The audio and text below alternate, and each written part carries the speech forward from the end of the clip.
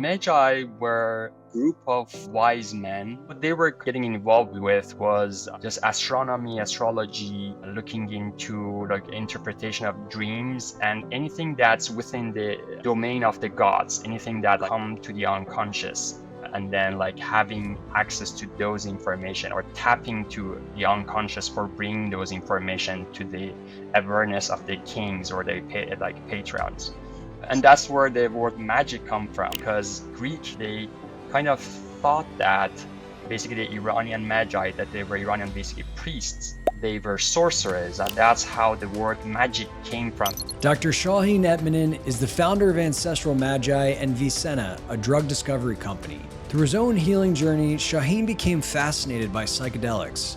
His background in chemical engineering and being born in Iran pushed him to study what about these compounds were creating these experiences, and what were the role of these substances, which were often mentioned in ancient Iranian mysticism. And then what they were doing, which was kind of, again, as you said, like some level of conscious access to the unconscious, like bringing information from the other side. And looking back into their practices, we had in Iran the use of a psychoactive, not a compound, it was an elixir, a potion. Basically, they were making a psychoactive potion called Haoma. They were taking it to have access through the dreaming to the kind of like afterlife or to the realm of the death. For example, in some cases, it was just to send someone to bring confirmation about their practices, their theological practices, that like everything that they were doing was to the right gods.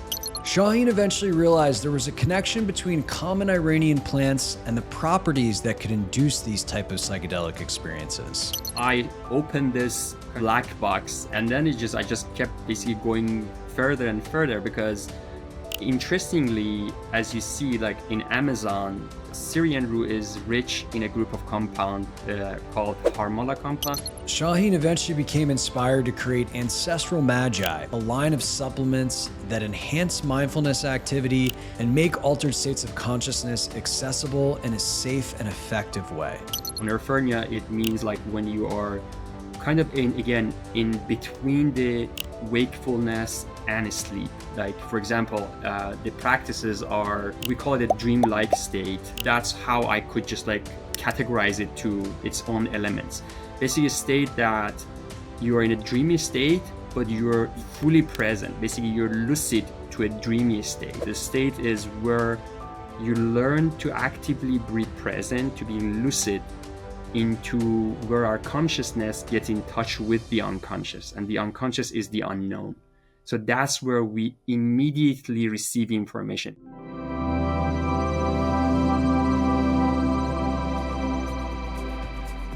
Before we get into this conversation, I want to ask you to join this amazing community of consciousness explorers.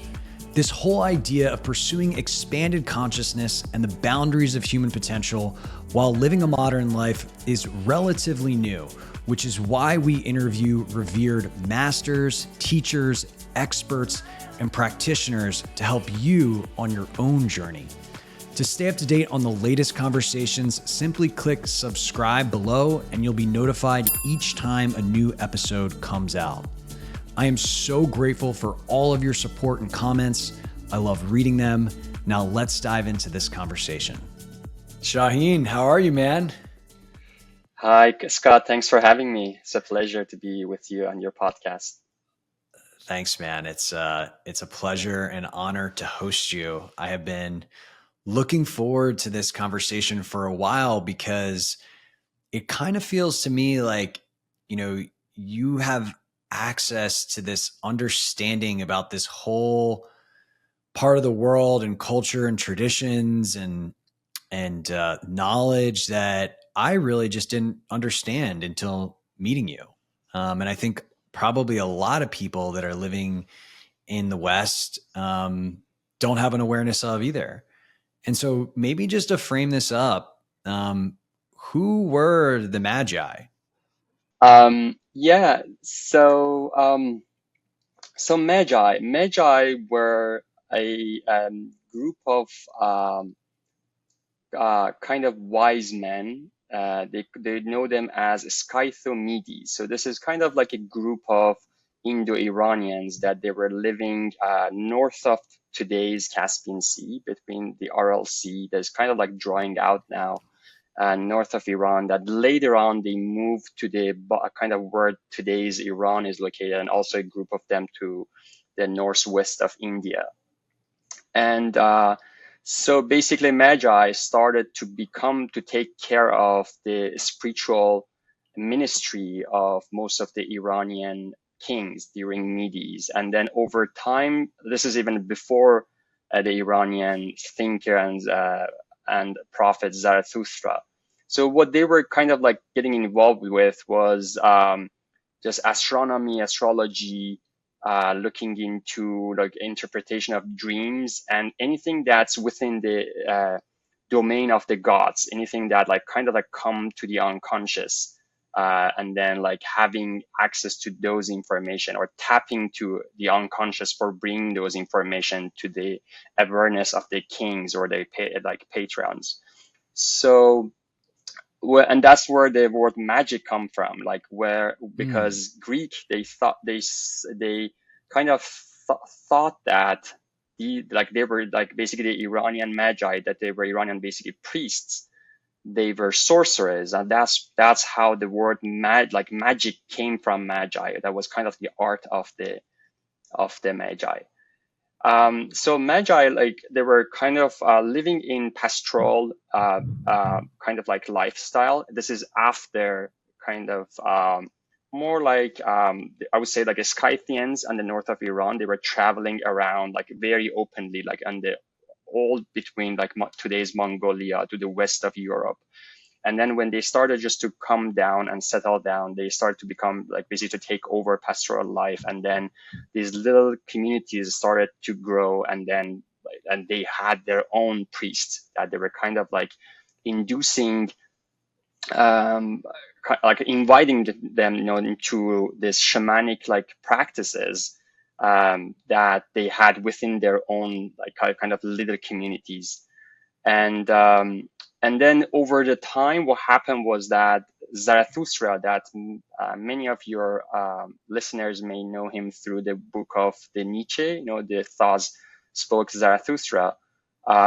He actually became a thought leader in that community, and then over time, Magi started. Magi is the plural of Mogis, just because it's a plural name, like the group of Mogis. They started to actually adopt Zarathustra's doctrine and teaching, which is like very stayed for in Iran for more than kind of like 1500 years, from his time to the invasion of Islam, that like the Iranians religion officially changed.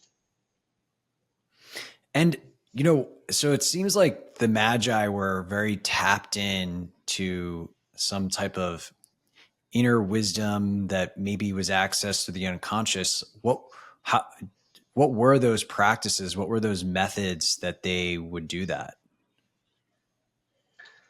Well, this is one of the reasons that we don't know is that Iran was caste-based at that time. So they had the caste of kings and warriors, caste of priests, and castes of farmers. So most of the information stayed within the caste and always kept away from kind of like the normal people. But I think what I know specifically, because like the art of magi then came into let's say later mysticism of Iran as well. Let's say if you look into the poetry of Hafiz or Rumi, they also refer to this the association of the magi, like we call them the Anjuman Mogham, which is association of the magi. So, and then what they were doing, which was kind of, again, as you said, like some level of conscious access to the unconscious, like bringing information from the other side. And looking back into their practices, we had in Iran the use of a psychoactive compound, not a compound, it was an elixir, a potion. It was not a brew like MSI. It was mostly something that they were pressing out from multiple plants. And so there were different signs of shamanism in Iran before Zarathustra, and including, when what was brought into, let's say, the Zarathustra's time and after him, until again the invasion of Islam, which becomes at the end of the Sasanian dynasty in Iran. That Magi, they had access to basically they were making a psychoactive potion called Haoma. We call it Hum in Farsi too. That there are a few documented kind of referrals in the Zoroastrian text about what Haoma does and how it works. Basically, they were taking it to have access through the dreaming to the kind of like afterlife, or to the realm of the death, or to, for example, in some cases, it was just to send someone to kind of like bring confirmation about their practices, their theologian practices, that like everything that they were doing was to the right gods. So I would say taking psychedelics or psychoactive potion was one way for them. Like, this is one of the biggest. Like, there is also an author, David Flattery, he mentions in his book that like in some of the other, pantheons, they refer to these access as like you have to be a saint, or you have to really have done these practices. But in that time of Iran, it was like directly as a kind of like effect of just basically taking Homa. And then that was because they're saying that like Zarathustra started to disapprove this, and that's how Zoroastrians are not relating themselves to any psychoactive drugs anymore, because they were kind of like, again, imposters and sorcerers, and then the fear of like association of their religion to sorcery. So they started just to kind of like wipe this off, their religion. So this was one, but I think in general, my understanding from today's mysticism of Iran, they knew how to have access to the unconscious consciously, and the drugs was only one way of doing this. But meditation was, they were doing meditation with the object of fire. So the fire is the object of meditation in the Zoroastrian pantheon. They were there were different practices. This, I would say, like dreaming also, like exactly like lucid dreaming, or interpretation of dream, which is, again, you have to have an understanding of what is beyond that line of the conscious unconscious. So with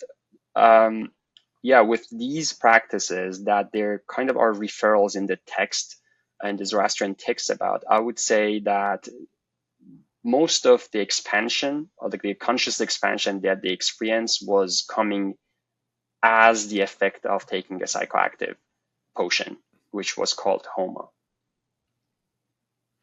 What's so interesting to me about this is, in our Western culture, we don't associate this part of the world with psychedelics. We think about South America, we think about Central America. We don't think about the Middle East.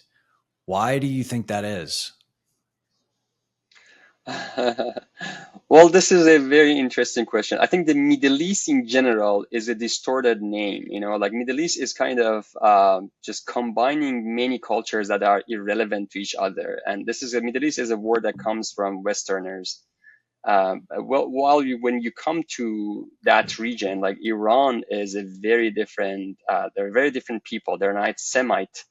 And Arabs and basically Semite, there's another group of people living there. And then it's kind of like it's a very big combination of different people that later on, over time, they were just combined. It's exactly like just looking into Eastern Asia and just like calling Japanese and Chinese and Taiwanese and all of them as same people. So Middle East in general, I think it's a term that like simplify things too much, and kind of there's a lot of nuances here that would be lost. But yeah, I think wherever there has been a kind of, as we're exploring today, like we are talking a lot about consciousness, like what is conscious, what is exploring consciousness. Exploring consciousness is anything that we bring from the unconscious to our consciousness. So it's a very subjective human experience. So wherever that exploration has been taken forward, so that was where, the cognitive abilities of those people like grew to some level. Some of them, they were able to articulate it, let's say, wherever, for example, in the case of Iran, like Zarathustra, he had this shamanic journeys, and there were a lot of others that had these shamanic journeys, but he was the one who was able to articulate those into the language of consciousness, into a language of mental health. Like he basically coined the term the good mind. So he talks about the good mind. And also, for example, like if you look into Amazon now, that shamanic practice then has gone into a context of Santo Daime. That's kind of like a religion doctrine over a shamanic practice. So yeah, I think with Iran, with its history and everything that's happened between Iran and, I guess, like basically Greece, and later on, I think this history is just so long that they just cut it short. That's my understanding. It's even for Iranians, just like it's too much to process. And then yeah, I think also like I don't think any Iranians, they also know about this, like, because it's been cleaned off, even Zoroastrian. So I have reached out to, I would say, like 6 Zoroastrian priests that they're kind of practicing today, and all of them, they just said that they are not able to help me. That was like a very polite answer. And Wow. yeah, so it's I guess Zoroastrianism today is kind of a religion versus a philosophy. So what we are talking about is mostly like the philosophy before that becomes a religion. Like it's kind of like it becomes a I would say institutional structure of morality or order to keep people, like exactly like any other religion. It's kind of like where these thoughts came from, like how the state of mind was experienced or like was accessed. And also there's always this notion that, where like people can go crazy, with having access to the unconscious. Let's say like people that are taking 5-MeO, sometimes it's so immense and it derails you, psychologically. So that's always been, the threat for the society. That's why, for example, in India, basically the priest, like the Brahman priest, also kind of like brought anything that was shamanic into their own caste. And in Iran also, like it was only kept within the Magi. It was not like Amazon that, even I think in Amazon, like the shamanism was for the shaman. Like shaman was taking the brew. It was not basically the person who wanted to receive healing or who wanted to receive guidance. And I think with that, and also like these are, I think when the substance is gone, there was no context to talk about this. And there has been a lot of stories and exploration, but now it's only time that the pharmacology and neuroscience and these are allowing you to look into what could be, let's say a substance that was creating these experiences. And that's exactly what I've done in the past 3 years. Yeah, and maybe we could get into this. How did you stumble on? And maybe to frame this up, we can talk about, what is Ancestral Magi? What have you been working on? And I'd love to hear just the journey of discovery of that. Absolutely. So the journey started with the company that I started in 2019, VCENNA. And at that point, with my chemical engineering background, basically what I was doing was that I kind of started building an apparatus for extraction of plant alkaloids or plant. I get that point it was basically cannabis living in Canada, and it was just basically extraction of cannabis oil. But then very quickly, when the space of psychedelics started to look into some of these small molecules like psilocybin or DMT, and then their plans that, like how we could just kind of like break the matrices of those, like it depends on like where where these molecules are in the plant. Let's say it was in the leaves or it was in the roots. And then being Iranian, something that was very interesting, and I think this is that, again, something that many of the Iranians even don't know, is that we Iranians, like, we burn a plant, kind of is available like within every Iranian family, that we call it a spand or sfand. And like, basically it's known as Syrian rue or Peganum harmala in the West. That so basically we burn it, like our mom always just kind of like, we have it they have it in their home, and then what happens is that, like, when there is I don't know, when you're successful and they want to just kind of like keep you away from any bad eye or evil eye, or so some at the beginning I thought that it was like, many people, they feel that it's superstition, but it's basically just that you just burn it, and it's kind of, it creates this very white smoke, and then it's a way to avert the bad or evil eye. So yeah, I think that was something that I read about, that this compounds, they have kind of the same compound as what is in the ayahuasca brew. And I think that was the time that it made me very interested just to explore this. So I started to extract it at home. I had like a little lab, and that was kind of the beginning of looking into just how, basically, what was the root of taking this, and then doing a lot of studies, that interestingly, I think something that I realized is that specifically after revolution in Iran, like, many of these anthropological studies was funded before revolution by Shah, I think. And then what happens was that after revolution, like, there has been a gap of 45 years of content creation with the Western scholars, that many of these kind of information are even not in English. For example, they're in Swedish, language, or I found one in Italian. There was another one, and these are not even translated. So, but I would say, like, I'm really indebted to the Western scholars, because one of them, which is David Flattery, who's still alive, and I think he's like in late 80s, he is living in Berkeley, in north, in the kind of Berkeley Hills. So he actually wrote a book called Haoma and Harmaline that's available also online. And then he actually takes you through this whole journey about, let's say, what Iranian Magi was taking, and what was their journey, and then in the kind of like the beginning of the book, he mentions that, the active compound of Homa, this psychoactive potion, was Syrian rue, which again we call it a spand, or also Peganum harmala. And again, this book I think is for 1989, and I'm not sure how many people have read that book, since then. But there are about 200 years of speculation, about what was the source of these compounds. Many of them are just like story based or mythology, or something that they found, from, I don't know, maybe. And there's a lot of the part that they kind of like mix Iran with India, which I think one way specifically that David Flattery puts out is that he separates Iran and India. In India, they call it Soma. In Iran, we call it Homa.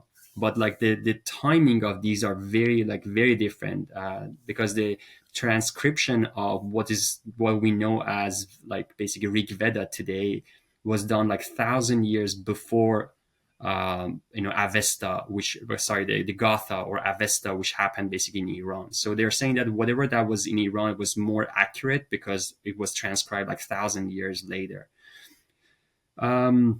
Yeah, I think that was kind of like how I opened this kind of this black box, and then I just kept basically going further and further, because interestingly, as you see, like in Amazon, so this group of basically Syrian rue is rich in a group of compound called Harmala compounds, which the Peganum harmala is actually the name of the plant. And these compounds exist in ayahuasca brew, but it's not the DMT part, it's the other part, which is the coming from the bark of Baniacerous's copy. They call them banistrine or banistrine compounds, or it's exactly the harmala compounds. And these are coming from, basically, there are two sides of the worlds. There are two plants, but they are the same molecules, and they have been both used in shamanic practices.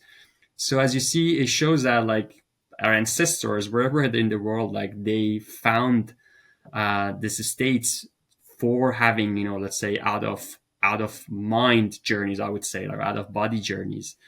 And then again, this is very different from the effect of DMT or most of the tryptamines. I'm happy to share a little bit about their difference too, if whenever it's the time. Yeah, I mean, I just find it so remarkable that these two separate cultures, very far apart from each other in the world, came upon the idea that this particular plant, which is more or less made up of the same compounds, can help them access this. It's like they either had to discover that wisdom through some type of altered state, or perhaps some type of advanced being instructed them. But just the chances of it happening, because from what I understand, and correct me if I'm wrong, it's not just taking the plant. There's like a certain type of preparation that has to occur to actually consume it in a way that would induce these type of experiences. Yeah. And the odds that would happen coincidentally just seem quite low.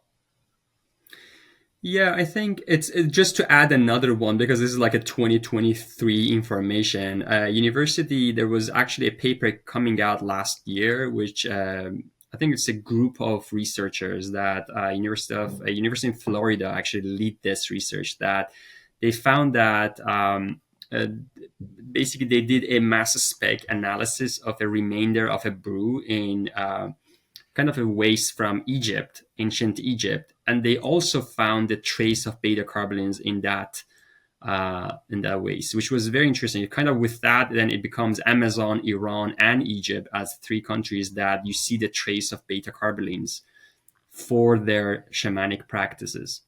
And this is very different from like the Western understanding of psychedelics, which is very focused on tryptamines, that is DMT, 5-MeO DMT, psilocybin.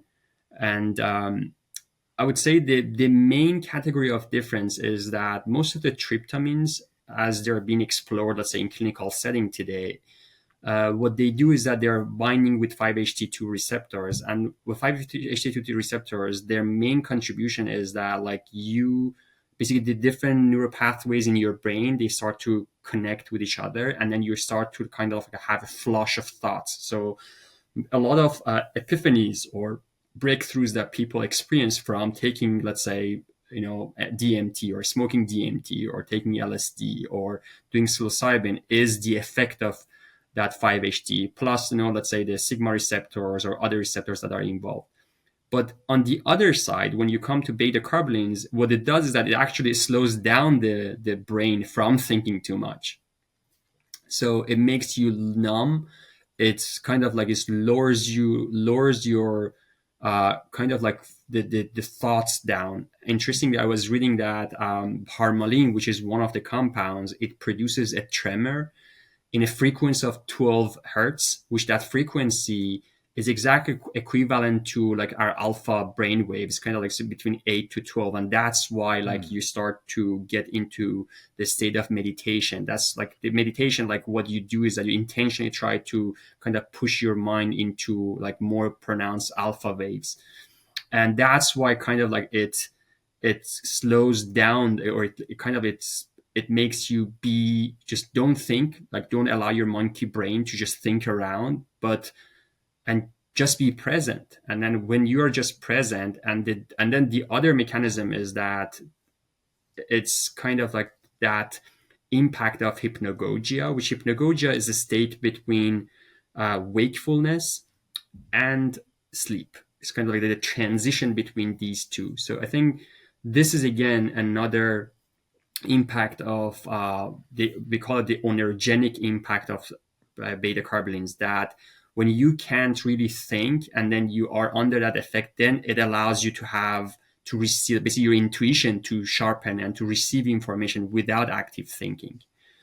So whatever this experience was, they tapped into that, and that's how they knew about this. And in Amazon they brought it from this tree, the bark of the Banistrypsis caapi.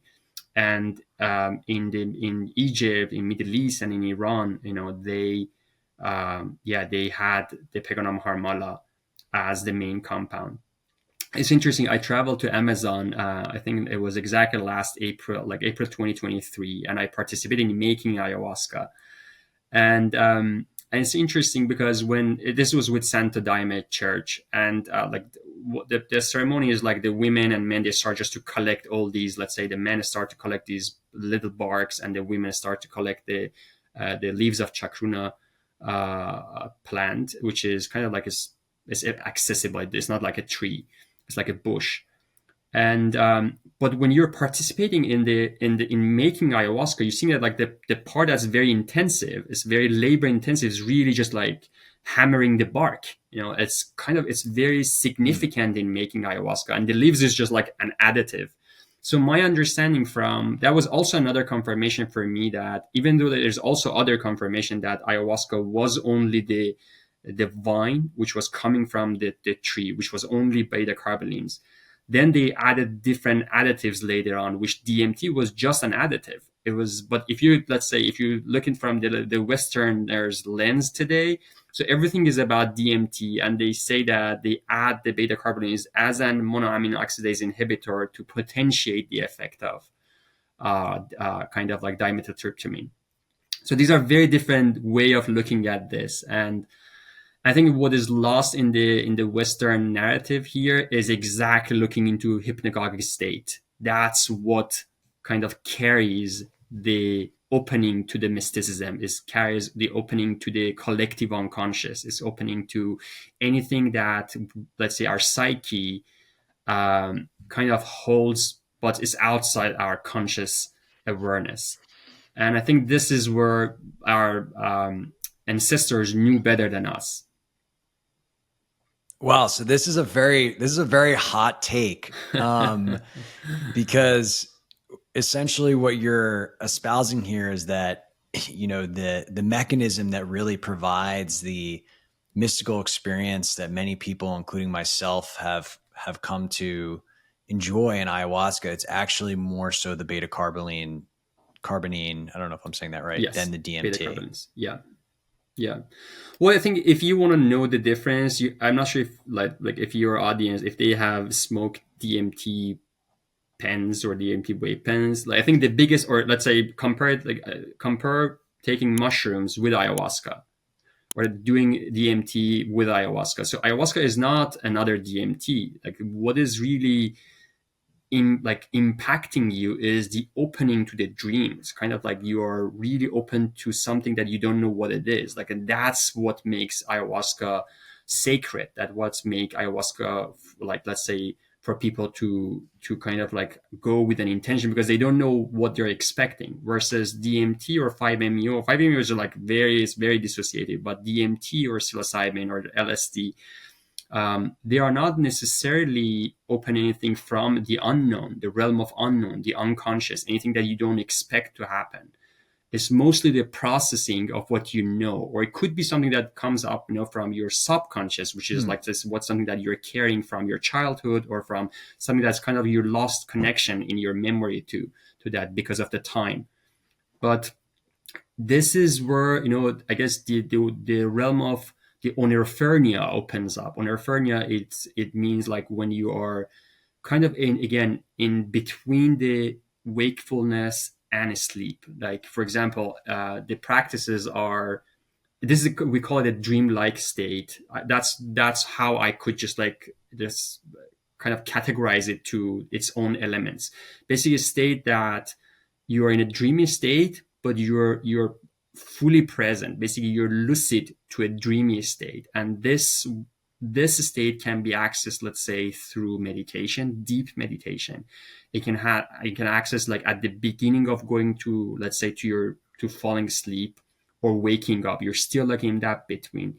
when you're taking micro naps, like kind of, again, you're in between the two, like wakefulness and, or, let's say when you are like any type of like sleep deprivation or sensory deprivation, like floating tanks, you're still like, you're kind of like feeling you're present, but you're kind of like in this, like in between. So these states have been in different traditions. It's kind of like, it doesn't really matter if it's been Buddhism, if it's Zoroastrianism, if it's Hinduism. Like they were practicing to access this state. The state is where you learn to actively be present, to be lucid, into where our consciousness gets in touch with the unconscious, and the unconscious is the unknown. So that's where we immediately receive information. Like a phenomenology of these states is like, they're saying that the consciousness like kind of moves between different planes of possibility. It's exactly like how they are positioning it in quantum mechanics. And then these possibilities, for us to have kind of like access from one possibility to the other possibility, this has to be they call it a reduction. A reduction is like a meditation is a reduction. So then that's you have this leap of consciousness, and then you immediately get this awareness of something that you didn't know about. So I think that's another way to put it, is like exactly how the prophets received their prophecy. It was always this immediacy component that they all like just immediately knew about something that opened up to them. I think this is with meditation, or with many of these contemplative practices that are coming to West. I think we're kind of like touching that again, but from a different angle. I hope you're enjoying this conversation so far. If you like what you hear, let me know by clicking like, subscribing to the channel, and responding with a comment around something that you found interesting in the conversation so far. In addition to these videos, I do a lot of writing on the exploration of consciousness and my own personal revelations in my newsletter called Consciousness: The Doorway to Human Evolution. To receive these updates and more, all you need to do is simply head to the link in the description below, and you'll be added to the community of 20,000 plus consciousness explorers receiving weekly ideas and inspiration in their inbox. I look forward to hearing from you there. Now let's get back to the show. It's a unique distinction, right?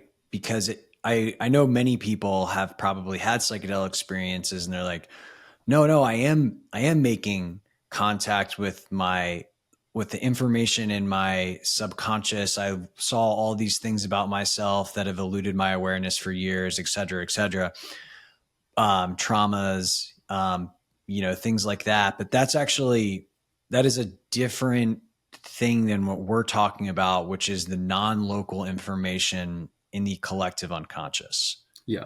They're two separate realms of information. And the beta-carbolines and Haoma, as one example, seem to kind of more directly allow us to access that non-local field. Yeah. So one interesting, I think, point that might be interesting for the audience is that the main compound in basically in Syrian rue, and also in the wine of ayahuasca, is a small molecule. It's called harmine. And harmine basically has another name, which the other name is telepathine. And this molecule is known because it was creating telepathy. And it's exactly like it's like remote viewing. So you with your closed eyes, it's not like you're having visions like LSD visions.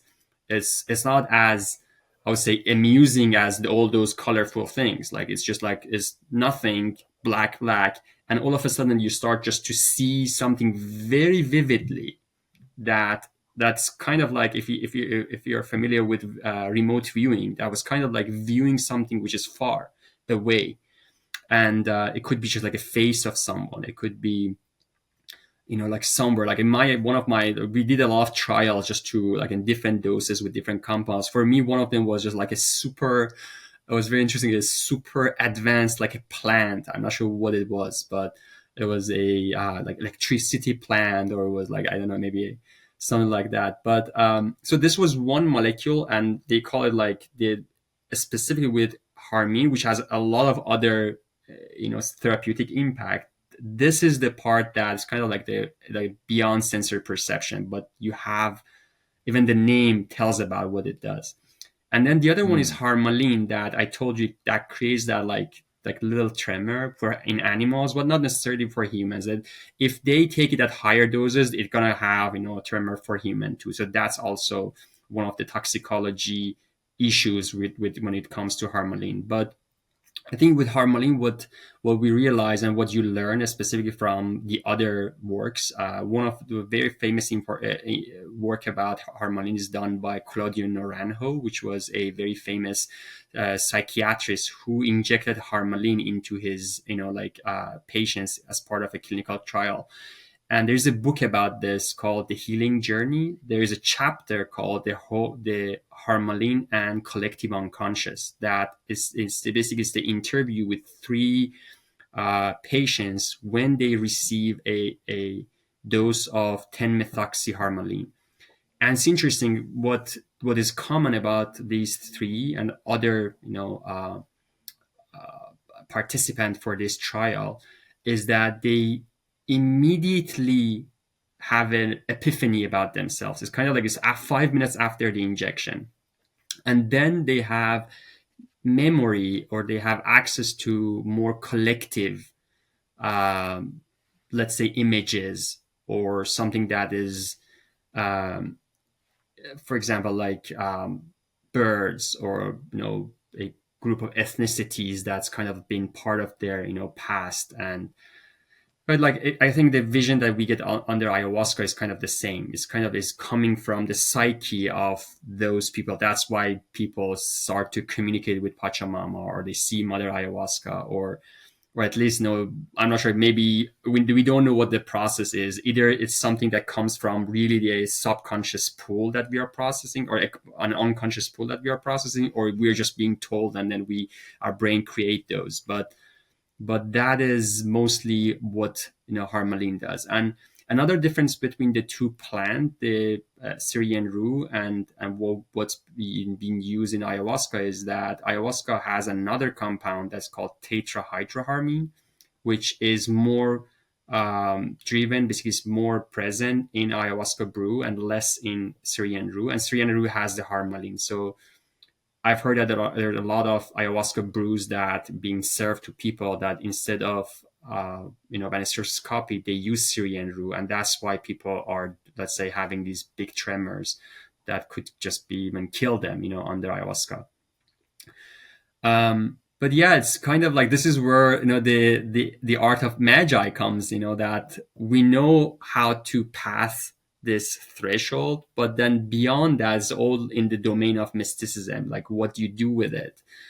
And I think our focus with what we started with Ancestral Magi was kind of like looking into these practices, let's say like lucid dreaming or meditation, or kind of like I would say like this, we call this revelation aid, which is allowing you to be awake, but at the same time like just deep in your thought, just cultivating these practices that are catalyzed by these compounds that are coming from ancestral use.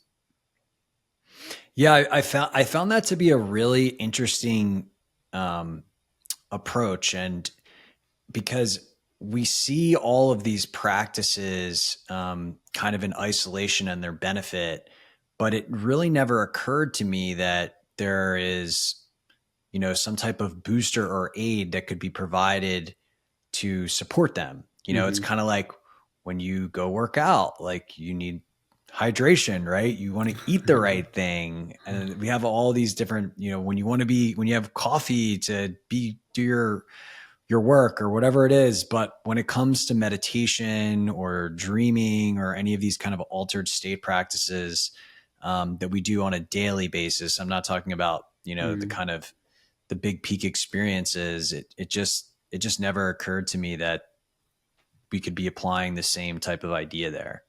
Yeah. Well, I think in general, my processing of this is kind of like a little bit detailed, but when you go to again this context of Zoroastrianism, or using, let's say, this, or having this compounds being used as part of their shamanic, also kind of taste into what they were processing. So there is a point that Zarathustra comes and disapproves the use of psychoactives, and that's why Zoroastrians today, if you talk to them, they're saying that no, we have no relation with taking any psychedelics or psychoactives. I think there are reasons for that, because even like we're experiencing this today too. So there's a lot of people that are taking psychedelics, or they're taking this psychoactive or mind altering substances that they're not really ready for it. You have to, I think, or like you really have to have that minimum practice cultivated in you, which is kind of like sitting and doing nothing. I would say like that could be just the beginning of like a contemplative practice, and then surrendering, and then kind of like, yeah, there are ways to get to, let's say, where I would say, I don't know, psilocybin journey opens things to you. Because otherwise it's just, to me, it's just like mostly the enthusiasm of experiencing something that is non-ordinary, and then after that, many they just start just sharing with others. And I think that was why probably in even 70s and 60s they started just to ban these substances. So I think there's always psychedelics, there always been a catalyst. So the improvement, the realization, the expansion happens through the practice. It's a daily job. Like you really have to sit with yourself on a daily basis, and then maybe once a while just move these boundaries, maybe with a kind of, I don't know, more extensive like stimulation somehow. It's not like you just take this and then more, or you take this or you expanded your consciousness. It has to, this is a work to do. It's just exactly like a workout that you have to build these muscles. And I think for us, after kind of, we also were one of these psychedelic biotech company that we tried to build something for DSM manual, pathologies. And then at some point when, the space started just to show that basically it's just like too much enthusiasm, we stepped back. And then when we start to look into our research and see what we have, and then what we can immediately bring to people, to be useful. And that was the point that just kind of like, we try to associate these practices with a catalyst, with something that can help them maybe just pass through those barriers at the beginning. I think for meditation, when I shared with my friends, is like, I started doing meditation more regularly in 2013. And for me, I just purchased because I'm an engineer, I have to measure. Basically, I purchased a Muse headset, and then I was kind of like counting these birds just when they were just singing. And that was how I tracked my meditation to go deeper. But I would say, like if you have a way to measure these states, or like your improvement, I think there is a sense that, okay, this is the state that I want to tap into, which it has to come through practice. Maybe you have to practice for 2 years and then experience that state of, serenity or blissfulness. And that's too long. Like a lot of people, they just give up. It's exactly like lucid dreaming. Lucid dreaming, you have to do it many times to really come lucid in your dream, and then people drop it off. So I think with, for example, our meditation supplement, what it does is that, first of all, it very quickly shows you what is that state of that you're not thinking actively, and then you can just be present. So it's kind of an indication of a subjective experience that they can tap into. And the second part is really, it makes it faster. So you get to there faster. And these two allows people, specifically for meditation practice, to know what they want to bring into their daily life when their mind is super busy with screens, with emails, with kind of like constant bombardment of information. Same for lucid dreaming. Yeah, I'm noticing this meta theme where, a lot of people like myself had to basically do meditation for a long time because of suffering. that was the catalyst, was my own suffering. And then there's this Mm. whole body of people, including, I can just think of a few off my head, that really never had that. So they Mm. just never really meditated. Right. And as you said, the notion of doing something for 2 years before you really notice a big difference in your experience, that's kind of a hard bargain for a lot of people. Mm. And so I'm seeing this trend with, the stuff that you guys are creating, as well as there was another podcast guest we had on, Jay Sanguinetti, who is building an ultrasound technology that helps drop people into an equanimity and kind of have a prolonged experience of that for a few weeks, as a side effect, where it's really just about getting people into a meaningful direct experience in a safe and predictable way more quickly than, something as radically, potentially different or difficult as psychedelics, done in kind of a big journey setting. So I love it, man. I think it's so needed. Yeah, I'm not sure what has been your, like it's always our pains and sufferings kind of like teaches us things to move forward and feel expanded, consciously and cognitively. But my experience with being in pain and meditating, especially when you're suffering, it's very painful. Like it's not it's not helpful. I remember that I had a breakup in 2018. I was just going through a lot of suffering, and to get used to it. And when I was meditating, I was meditating like for 60 minutes those days, in two pieces, like 2 30 minutes. And yeah, I think it's some point like you learn how to like sit with your pain and to watch it, and it's very meaningful, but it's not easy too. I think meditation really helps you when you do it every day, regardless of what's happening to you. It's kind of like a state that you have to master it, and then when something goes wrong, then it helps you, back. It's not like you just get into a trouble and then you meditate to feel better. um, yeah, I would say for us also it's interesting because I'm not sure how many people really meditate or they know about the benefits of meditation, but to come up with a meditation supplement. But I know that there are more and more people that are kind of like being introduced to contemplative practices, including yoga, or like just say even the shavasana part of yoga is very contemplative, like that kind of like a last pose or last asana that kind of like you let go, literally. Um, Anything that can, I would say, can cultivate and simplify these practices is more useful than just come up with a blue pill or red pill that, like, I don't know, just like shows everything to you. Because our life is going on, and then you have to just like kind of have it through the long journey versus just all immediately. Yeah, I agree. I think there's the value is there's exposure technologies and then there's stabilization. Mm-hmm. And the exposure technologies are great for inspiration, but it doesn't stabilize the experience or the expansion of consciousness. And that's what the daily practices Absolutely, that's the really do. integration. And that's what people really want is yeah, the they integration want part a of better saying, experience every moment of every day. One question I had for you is I noticed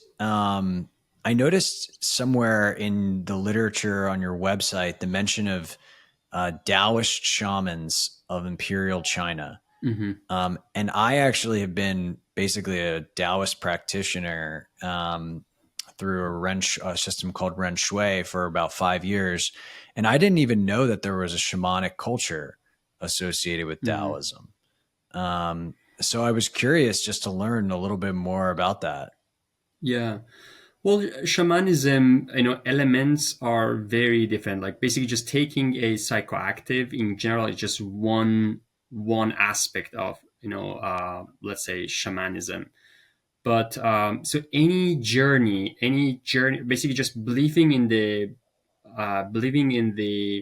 realm of the soul, which is kind of like us or part of us that is kind of like out of our body. And then being able to tap into that, even if it's only one experience. I think this is, for example, when it goes to Amazon, like, or even like our understanding of shamanism today is like the shaman constantly goes between the two realm of spirits and, let's say the materialistic.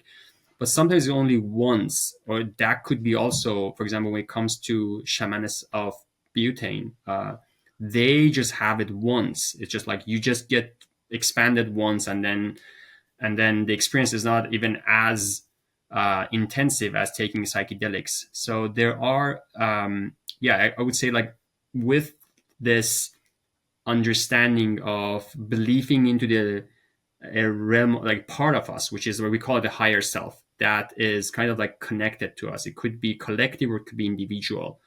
And then having access to that to bring information, that's how, define a shamanic practice. And it comes the same in Taoism too. And in general, in that region, like most of in Hinduism, in, again, the shamanists of, the Bhutan, they were also, like, later on, for example, there were Sufis, that kind of like also is part of Islam. Zoroastrianism, which is called as Mazdayasna. So they all had these elements. And then, for example, you see that there are other elements, like referring to, I don't know, let's say bounteous birds, or bones, or feathers, or let's say cosmic trees, or so these are elements of shamanism that kind of, like, again, that opens up, that somebody has opened up to a wider consciousness, and then, like, brought these back, and they're common in many of these practices, including Taoism as well. Exciting. Or actually, no, interesting is what I meant to say. And what I was thinking is like where do you like this perspective on beta carbonines, and just, access to this part of the unconscious through these type of substances? Like, what are you excited about in the future of the psychedelic industry, and where you think this might go? Yeah, I think what happens in general is that the way for psychedelic to, again, be brought back into our kind of like applied ways of using it was in medicalization. And I really watched what was happening through this kind of past few years, and then a lot of, let's say, way of bringing to media for mainstream to learn about this. And if you, last year I participated in the psychedelic science conference in Denver, and 13,000 people came. That usually, like, that those conferences was only around, let's say, 1,500 or 2,000 people. Like, that extra 8,000, they were just curious people that they wanted to learn about, let's say, okay, what a ketamine does, or what psilocybin does. And so there would be a time that all, like, people start to test these substances without really understanding of a use case, because I'm not sure really, like, how many of, I don't know, somebody with a, maybe other than clinical trials, that people with pathologies are taking these substances. The rest of them are just experimenters. Like, they are just people that are doing it for their betterment, or they're just curious, or they just, like, they're trying to do personal healings. But I think there would be a time that then the excitement from the tryptamine started to kind of fade away, and then the other substances, starts to come in, because specifically if it's something that's aligned with elevation, like a spiritual elevation, then that is something that you want to carry with you for a long term, kind of like you want to have with you. Again, it become a practice. It's not a substance base anymore. It's just a way of living. And even, like, if you've talked to people who've taken, I don't know, psilocybin or LSD, like, there's a time that they know already what these does, and they are kind of like, I've heard this, that, like, I've done all of this, and I'm beyond, I'm passed over. So I would say that this experience, this mind expansion experience that, like, you experience from taking most of the tryptamines, would kind of turn into more regular and sustainable use of these compounds. And even if you were to just put this away, a psychedelic experience that we have on a daily basis is our night dreams. And our night dreams is a psychedelic experience that we forget in the morning. Most of us forget it in the morning, but there are a lot of people that they're kind of like journaling their dreams for 30 years, over 20 years. And then they are also, that's the best way to like learn from your subconscious, to bring information forward. And that's what neuropsychotherapists do when they're working with, with their patients. So I think with beta carbolines in general, it's kind of like, I think the research from hypnotic, which is kind of like the drugs that induce sleep, and psychedelic, then there is this gap in between, which is, I would call this hypnagogia. That hypnagogia can be induced with practice, and now if it opens up to people learn more about this, and even hypnagogia is a very new research space, kind of like I know that like the MIT Media Lab has a project about kind of like building a glove, that allows you to kind of have an extended hypnagogia state or hypnagogic states. So I think this is kind of like these old research and also ancient practices, they all come together to explore more about these. And because a lot of people have naturally access to these states, then it would be very interesting to see like how that transition, from constant like being excited about psychedelics goes to something which is more natural and informative and aligned with, again, with our spiritual side, or like with our spirit. I think that's what unfolds more when we go beyond what I call tryptomania. Life beyond tryptomania. It sounds like maybe a future book or blog post. Well, Shauheen, this has been awesome, man. I'm just such a big fan of Ancestral Magi and what you're doing, and the message that you're putting out in the world, which is hey, there are these substances out there that can help us, but they're really it's perhaps the start of the journey, not the end. And I think that's just, it's been my experience. It's been a lot of people's experience have been on this path. And I think, the more kind of integrated daily approach to expanding consciousness, the better off we'll be as a species. Absolutely. So thank you. No, thank you. I'm so grateful that you basically gave us this opportunity to test them, because that's the best way to understand what they do. And I invite kind of like most of your audience to try them and to bring them into their daily life. I guess it's just the beginning, as you said, but beyond that is just kind of like sustaining the practice, because that brings resilience. It brings, like contentment, and also it helps us when we need that, that side of us to hold us, safe and ongoing. 100%. If people want to test out any of the Ancestral Magi supplements and learn more, where's the best place for them to go? Well, they can get to basically our website, which is www.ancestralmagi.com. And I guess what we did was that we actually created a trial pack for most of our formulations for people to be able to have those, basically to buy those trial packs and then to test what they do before committing to any of the full kind of like doses. But the way that we have designed them is usually for either for, let's say, for a month, or, let's say for a period of, taking those. And as we are developing, what we are doing is that we are trying also to start some programs around, let's say, around meditation, around lucid dreaming, around, let's say, like we also like have a formulation coming out that affects some memory and also sleep efficiency. So, I think the best way is just like to go out like with our trial packs and then see how they can communicate with them and what their experiences are, and then commit to those. And also like follow us on social media under Ancestral Magi. We're available on all social media channels And that's how we are also trying to help and support them with more information about adopting these practices for a better effect.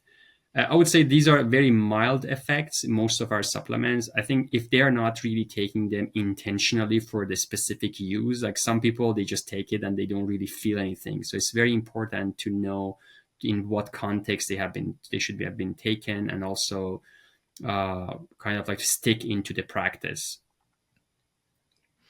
Yeah, and I just also would say, I did the trial packs, and I just am so grateful that you guys made that like access point available versus committing to, oh, here's like 60-day supplement of something. I don't even know if it works. I just think that was just a really appreciated, thoughtful thing. And I would recommend anybody that found this conversation interesting to check it out and see for themselves how it might impact any of their practices.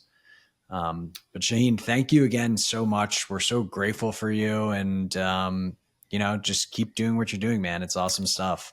Thank you, Scott. I really appreciate you giving us a chance, and also your encouragement, and for having me on your podcast. My pleasure.